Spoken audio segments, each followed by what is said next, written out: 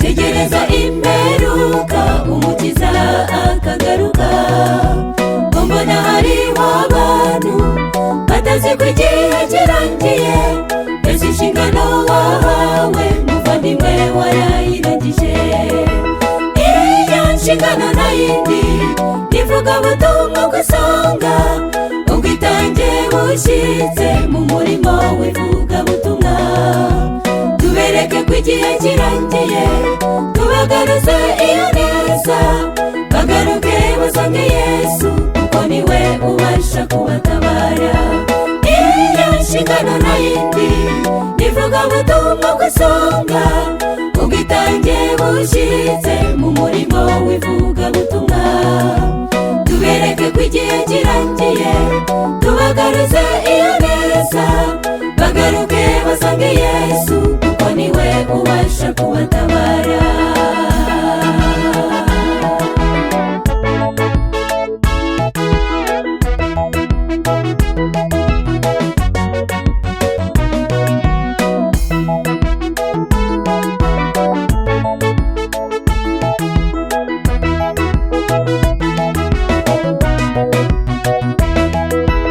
Yesu yaduhaye inshingano ngo mujyane ahantu hose, ku manywa ndetse na nijoro, mubwirize abantu ubutumwa. Abemera mubabatize, bahinduka abigishwa banjye. Mbese inshingano wahawe muvandimwe warayirangije.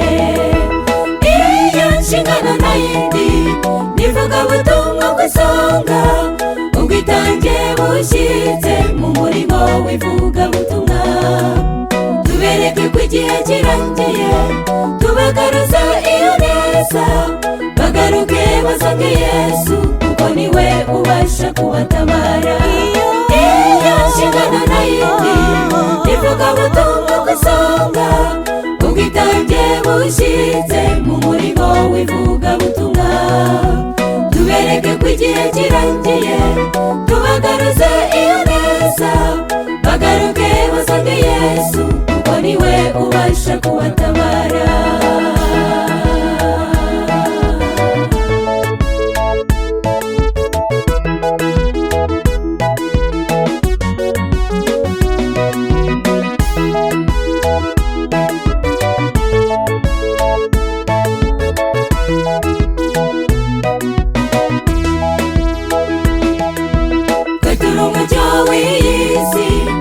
Tumurikira abandi bakiri mu mwijima w'isi, ngo batagwa mu manga bagapfa.